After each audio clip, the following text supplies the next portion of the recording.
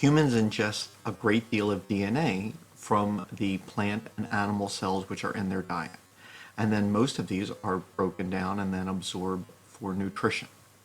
The same applies for bacteria. Many bacteria decompose the DNA from dead plants, animals, or other bacteria that they encounter in their environment.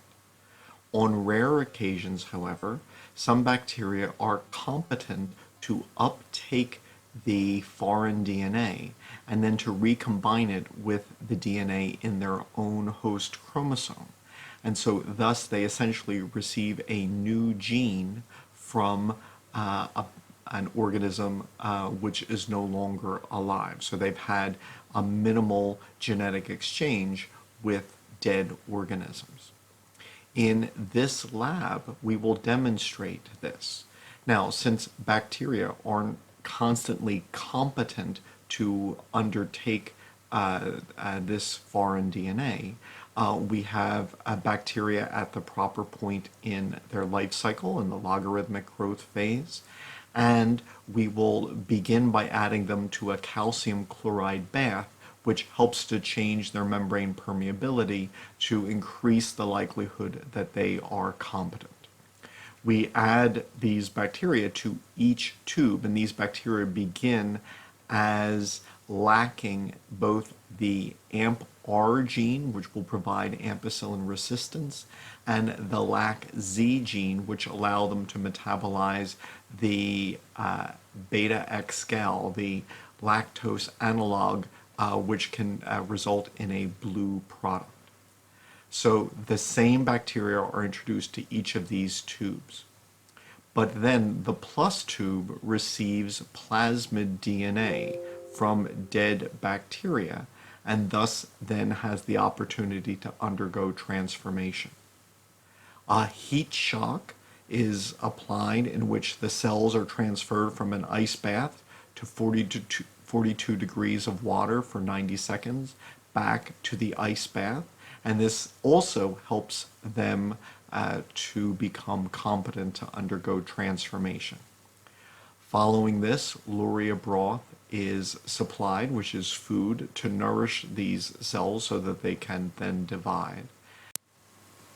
This gives the cells in the plus tube the opportunity to undergo transformation and uptake this foreign DNA.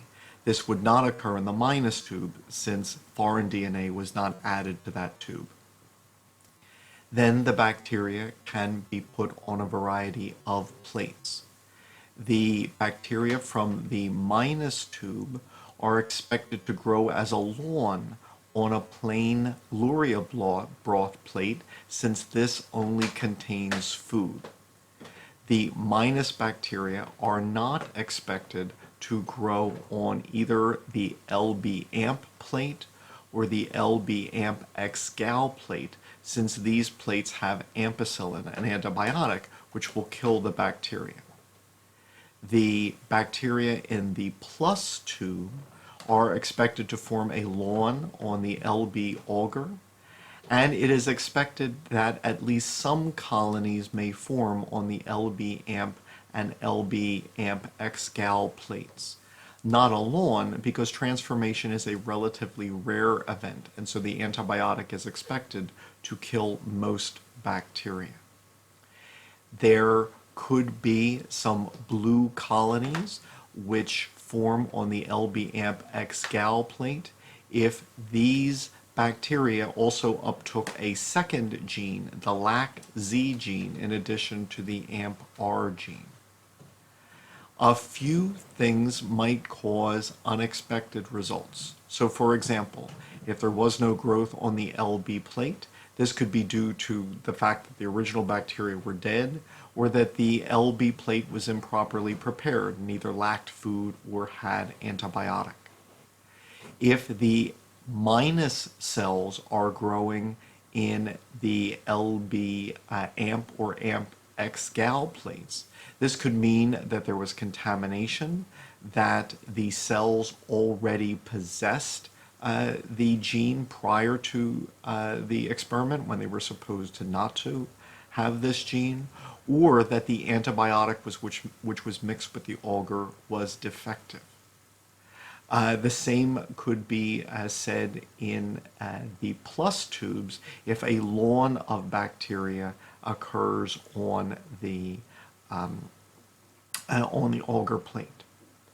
It is not unexpected that some of the bacterial colonies on the plus tubes LB amp X gal plate are not blue.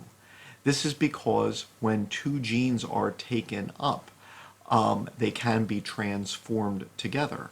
But one gene could also then be taken up separately. So this can actually be used as a form of mapping because genes which are more closely located to each other are more likely to undergo co-transformation together. The farther apart two genes are, the less likely that co-transformation is.